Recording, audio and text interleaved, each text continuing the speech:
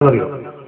ഇപ്പൊ കുട്ടികൾക്കൊക്കെ ഒരു സംശയമുണ്ട്, ഒരു സുലൈമാൻ ക്രിസ്ത്യാനി അയക്കണം, സുലൈമാൻ ദാരിമി, അങ്ങനെ എല്ലാ കുട്ടികളെ പിന്നെ മൊബൈലിലൊക്കെ ഒരു SMS ഒക്കെ വരുന്നുണ്ട്, അവന്റെ പുസ്തകമൊക്കെ വരുന്നുണ്ട് എന്ന് പറഞ്ഞു. ഓൻ സുലൈമാൻ ദാരിമിയല്ല. ഞാൻ നന്ദി ദാറുസ്സലാം അറബി കോളേജ് പ്രിൻസിപ്പാളാണ് കാലഘട്ടത്തിൽ. ഞാൻ പുറത്താക്കിയവനാണ്. അവൻ വയനാട് പിന്നെ പടിഞ്ഞാറത്തറയാണ് അവന്റെ രാജ്യം. അവനെ ഞാൻ പുറത്താക്കിയ എന്തിനാന്ന് ചോദിച്ചാൽ, അവന് വല്ലാതെ നുണ അറിയുന്ന ആളെ വല്ലാതെ കൊള്ളുവാണ്. അപ്പോൾ ഒരു ദിവസം ഞാൻ മാനിക്ക് അവിടെയുള്ള സിറാജുദ്ദീൻ ദാരിമി കക്കാട് എന്ന് പറയുന്നത് വലിയ പ്രസംഗകനാണ്. അവനോ ഇവനൊക്കെ ഒന്നിച്ച് പഠിക്കുന്ന കാലത്താണ്. അപ്പൊ അവൻ എന്താക്കി എന്ന് പറയും, സിറാജുദ്ദീൻ ദാരിമിനെ സംബന്ധിച്ച് ചില നുണകളൊക്കെ പറഞ്ഞു. സിറാജുദ്ദീൻ ദാരിമി അവിടുന്ന് എന്നോട് ചോദിച്ച് അവന്റെ പാസ്പോർട്ട് വാങ്ങാൻ വേണ്ടി പോയിരുന്നു. ഇവൻ നടന്നു പറയുന്നു, സിറാജുദ്ദീൻ ദാരിമി ഉസ്താദിനോട് ചോദിക്കാതെ പോയിരിക്കുന്ന ഉസ്താദ് പറഞ്ഞിരിക്കുന്നു. അങ്ങനെ ഞാൻ അവനെ വിളിച്ചു, കുട്ടികളെയും വിളിച്ചു. അവരോട് ഞാൻ പറഞ്ഞു, ഞാൻ എപ്പോഴും അവരോട് പറയുന്നുണ്ട്, എന്റെ ഹൃദയത്തിന് എന്തോ ഒരു തകരാറുണ്ടോ, ഈ വല്ലാതെ നുണ പറയുന്നുണ്ടല്ലോ. അപ്പൊ അന്ന് ഞാൻ അവനോട്, അന്ന് രാത്രി വേഷാന്റെ ശേഷമാണ് ഞാൻ പറഞ്ഞു, ഇപ്പൊ ഇവിടുന്ന് പോകണം, ഈ കോളേജിൽ നിൽക്കാൻ പറ്റില്ല. അങ്ങനെ ഇപ്പോൾ അഭയം കൊടുത്തു. അത് ഞാനറിയും. പക്ഷെ രാത്രി അവനോട് കിടന്നോട്ടെ, അവിടെ 1-2 കൊല്ലം പഠിച്ചാളവൻ. ഇനി അവിടുന്ന് 2 കൊല്ലം കൂടി അവൻ പഠിക്കണം, 1.25 കൊല്ലം പഠിക്കണം, എന്നാലും അവനക്ക് ദാരിമി സനത് കിട്ടുള്ളൂ. അങ്ങനെ ഞാൻ അവിടുന്ന് പുറത്താക്കി. പിന്നെ അവനെ തിരിച്ചെടുക്കാൻ വേണ്ടി ബഹുമാനപ്പെട്ട ഉമർ വാസുകി തങ്ങൾ നവറവാവും മറക്കാതെ മരിച്ചു. ഈ മൂപ്പറാണ് നന്ദി ദാറുസ്സലാം അറബി കോളേജിന്റെ പ്രസിഡന്റ്. മൂപ്പർ എനിക്കൊരു എഴുത്തോട്ടയച്ചു. മരിച്ചുപോയ TV മുഹമ്മദ് MN ഒരു എഴുത്തോട്ടയച്ചു. അവന്റെ വയനാട്ടിലുള്ള പല ലീഗിന്റെ നേതാക്കന്മാരെയും കോൺഗ്രസിന്റെ നേതാക്കന്മാരെയും പല മുസ്ലിംമാരെയൊക്കെ കൂട്ടിയിട്ടെടുത്ത് വന്നു. ഞാൻ അവരെ നന്ദി തിരിച്ചെടുത്തിട്ടില്ല.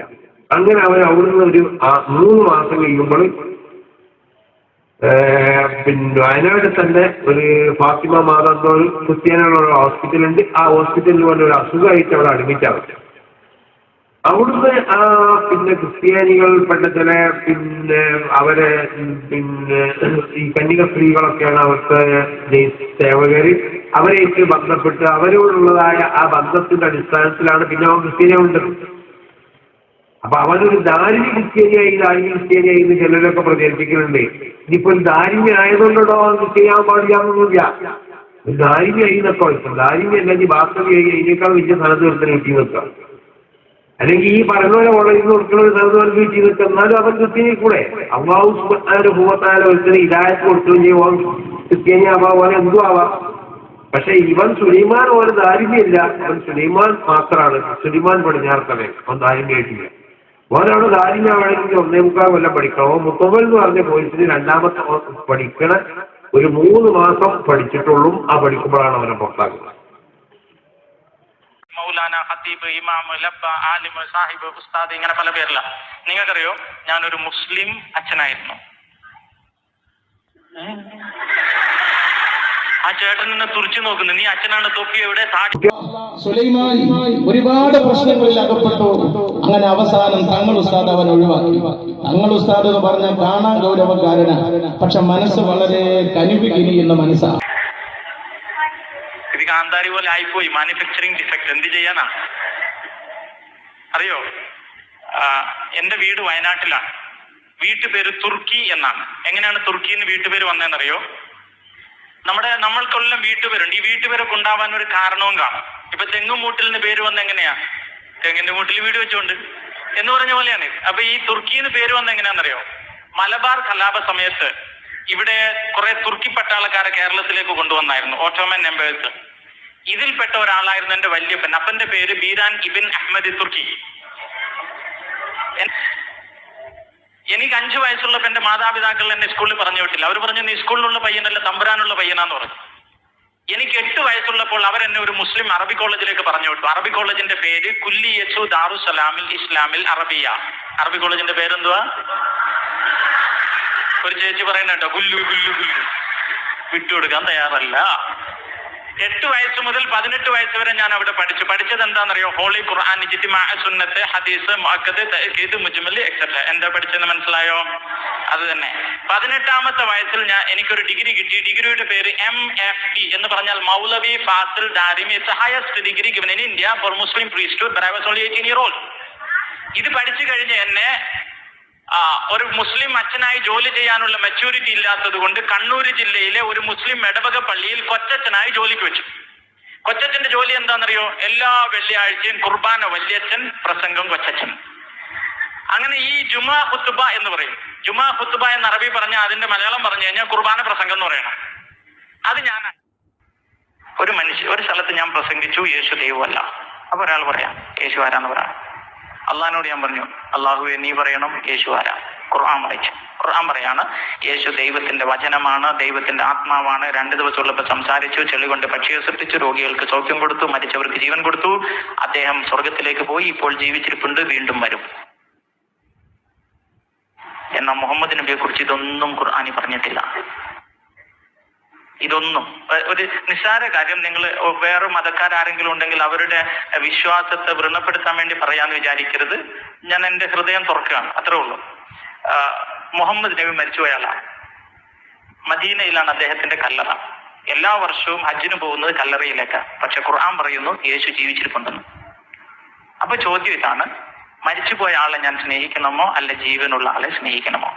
ഇതാണ് എന്റെ ചോദ്യം. പിന്നീട് ഞാൻ അറബി കോളേജിൽ വെച്ച് ഒത്തിരി തർക്കങ്ങളിൽ ഏർപ്പെട്ട് ഒരുപാട് പ്രശ്നങ്ങളുണ്ട്. അതൊന്നും പറയാൻ എനിക്ക് സമയമില്ല. ഞാൻ ആ ഭാഗം കട്ട് ചെയ്തേക്കാം. കാര്യം ഖുർആൻ പറയാണ് യേശു വചനമാണ്. വചനം എന്ന് പറഞ്ഞാൽ എന്താ?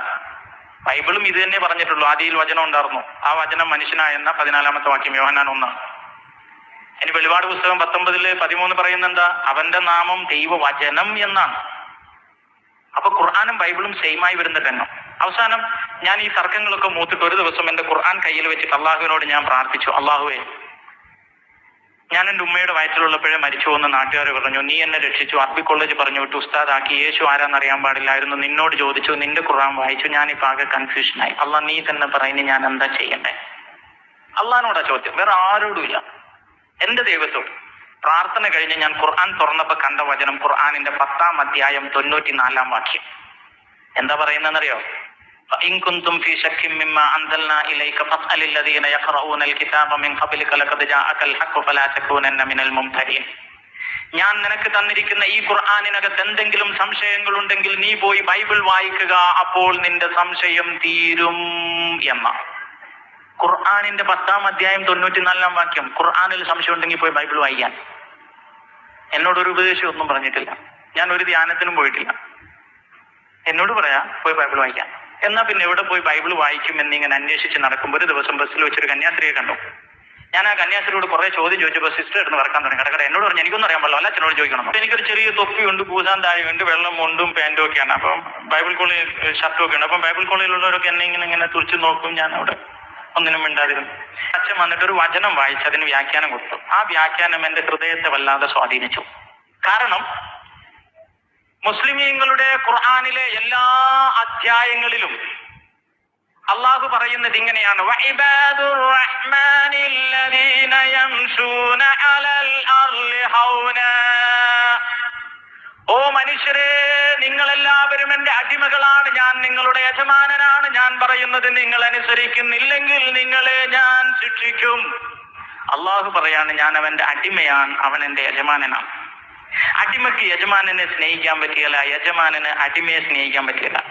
എന്നെ ഒരാൾ അടിമ എന്ന് വിളിക്കുന്നത് എനിക്കങ്ങ് ഉൾക്കൊള്ളാൻ പറ്റുന്നില്ല. അതുകൊണ്ട് എന്നെ അടിമയെ എന്ന് വിളിക്കുന്ന ഒരു ദൈവത്തെ എനിക്കങ്ങ് സ്വീകരിക്കാൻ പറ്റുന്നില്ല. മറിച്ച് എന്നെ മകനെ എന്ന് വിളിക്കുന്ന യേശുവിനെ എനിക്ക് എളുപ്പമായി സ്വീകരിക്കാൻ സാധിച്ചു. അന്ന് ബൈബിൾ കോളേജിൽ വെച്ച് വായിച്ച വചനം യോഹന്നാൻ 1:12. എല്ലാരും ഒന്ന് വലത് ഉയർത്തി പിടിച്ച് ഈ വചനം നീട്ടി പ്രാർത്ഥിച്ചേ. തന്നെ സ്വീകരിച്ചവർക്കെല്ലാം, ഉറക്കെ പറഞ്ഞ, തന്നെ സ്വീകരിച്ചവർക്കെല്ലാം, തന്റെ നാമത്തിൽ വിശ്വസിക്കുന്നവർക്കെല്ലാം ദൈവമക്കളാകാൻ അവൻ കഴിവ് കൊടുത്തു. ഒന്നുറക്കെ പറയണം, യേശുവിനെ സ്വീകരിച്ചവർക്കെല്ലാം, യേശുവിന്റെ നാമത്തിൽ വിശ്വസിക്കുന്നവർക്കെല്ലാം ദൈവമക്കളാകാൻ അവൻ കഴിവ് കൊടുത്തു. ഒന്നുറക്കെ പറഞ്ഞ ഹല്ലേലൂയ, ഉറക്കെ പറഞ്ഞ ഹല്ലേലൂയ, ഹല്ലേലൂയ. ഇപ്പൊ ഈ വചനം നമ്മൾ 2 പ്രാവശ്യം വായിച്ചു, അത് വ്യാഖ്യാനിച്ചും വായിച്ചു. പക്ഷെ നമുക്ക് ആർക്കും ഇത് മനസ്സിലായിട്ടില്ല. കാരണം നമ്മളെല്ലാവരും വിശ്വസിക്കുന്നു ലോകത്തിലുള്ള എല്ലാ മനുഷ്യരും ദൈവത്തിന്റെ മക്കളാണ്. ലോകത്തിലുള്ള എല്ലാ മനുഷ്യരും അങ്ങനെ വിശ്വസിക്കുന്നവരെന്ന് വലത് കയറിയേ. ലോകത്തിലുള്ള എല്ലാ മനുഷ്യരും ദൈവത്തിന്. ആ കൈ ഒന്ന് വീശി കാണിച്ചേ, നന്നായി വീശി കാണിച്ചേ. അടുത്തുള്ളവന്റെ തലയിൽ ഒരു തട്ട് വീഴണ്ടേ, നന്നായി കൈ. ഓക്കെ, കൈതാക്കട്ടെ. നിങ്ങൾ കൈ ഉയർത്തി വീശിയത് കൊണ്ട് എനിക്ക് 100% ഉറപ്പായി വായിച്ച വചനത്തിന്റെ അർത്ഥം നന്നായി മനസ്സിലായിട്ടില്ല.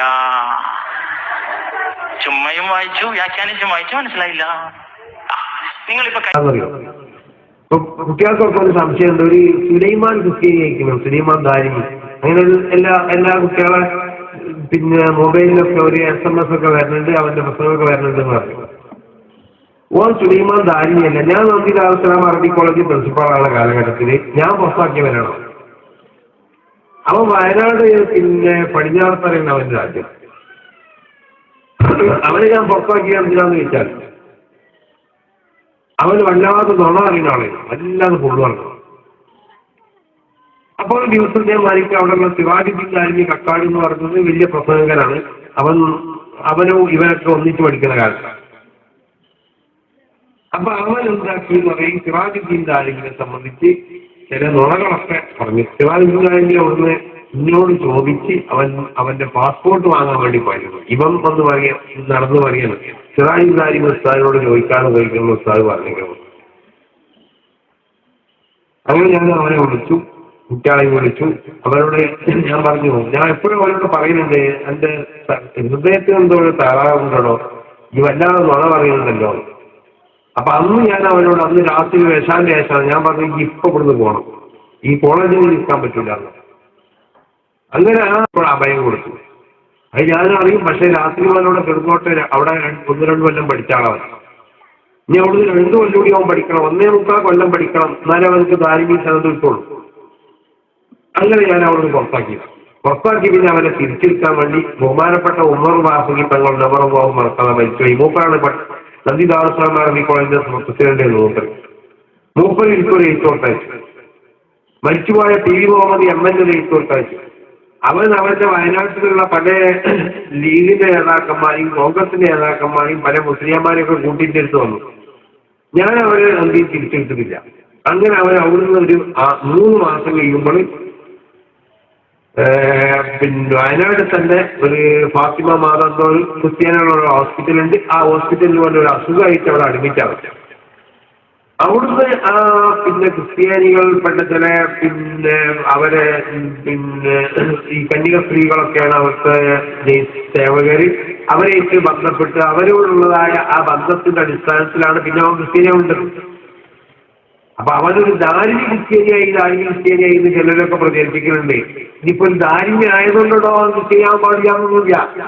ഒരു ദാരിമി ആയി എന്നൊക്കെ ദാരിമി അല്ലെങ്കിൽ ബാസ്തവിയായി അതിനേക്കാൾ വലിയ സ്ഥലത്ത് ഒരുത്തരം കിട്ടി നിൽക്കാം.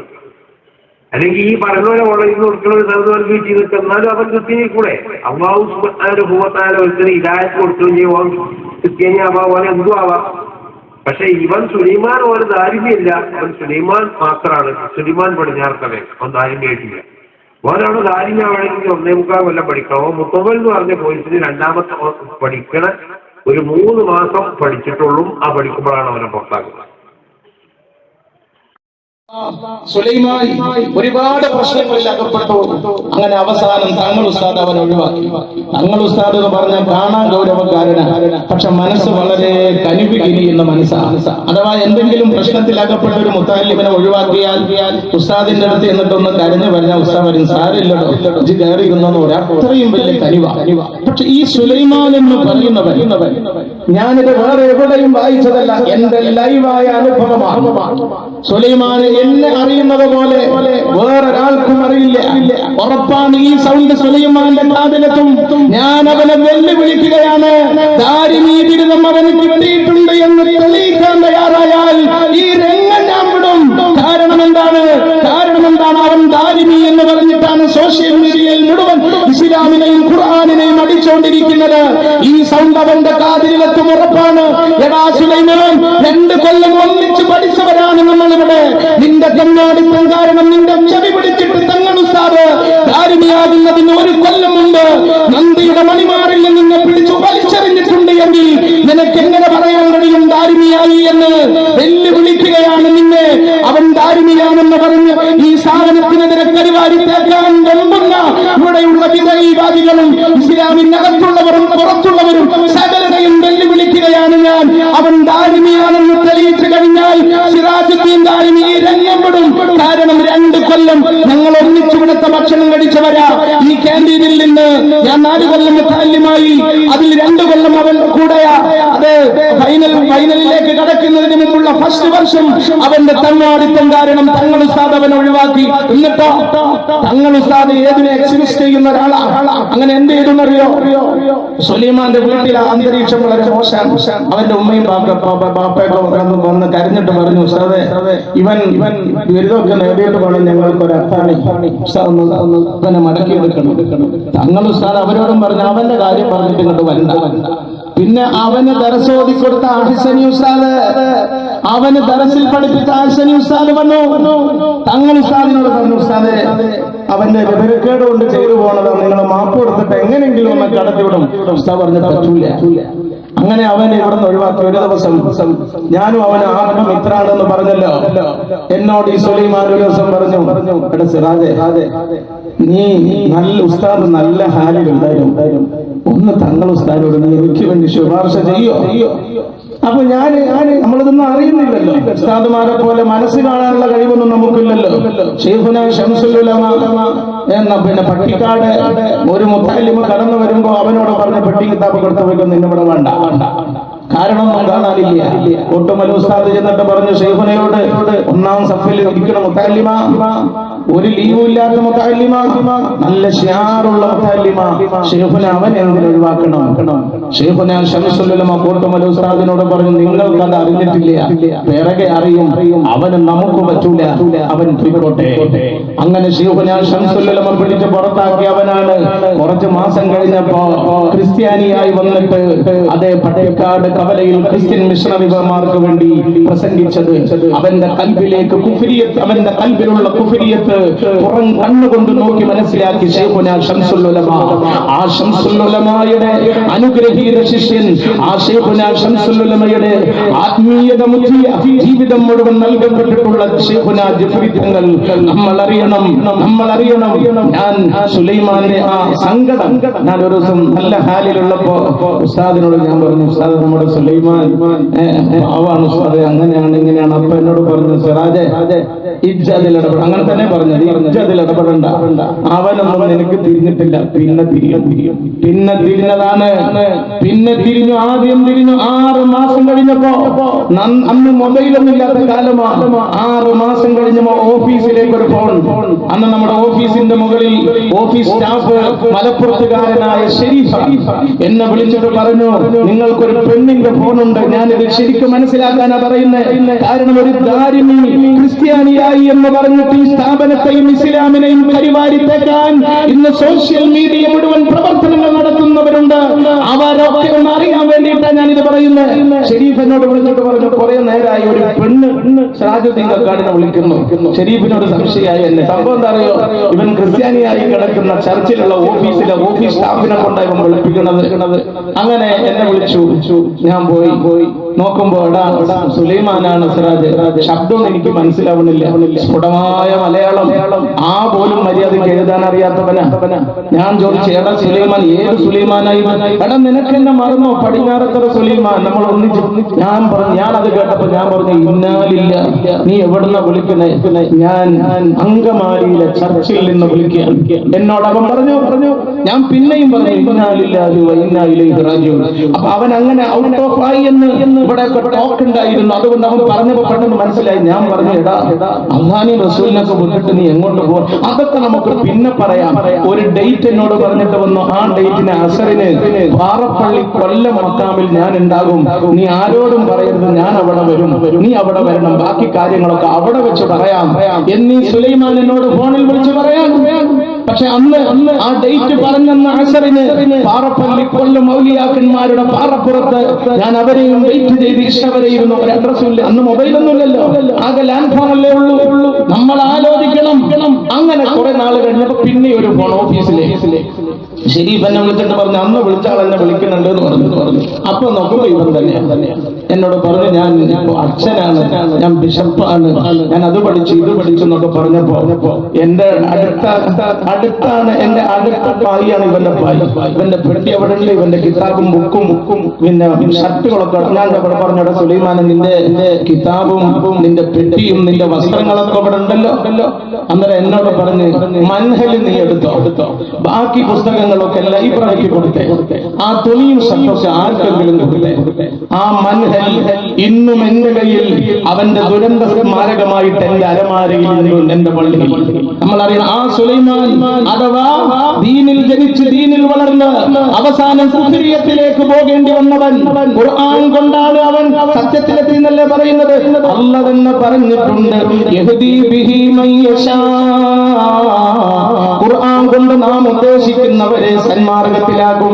പിന്നെ അല്ലാഹു പറയുന്നുണ്ട്, യുദില്ലു ബിഹി മൻ യശാ. അതെ, നിർഭാഗ്യവന്മാരെ ഖുർആൻ കൊണ്ട് തന്നെ നാം നിന്ദ്യന്മാരാക്കും. ആ ഗണത്തിൽപ്പെട്ടവനാണിവൻ.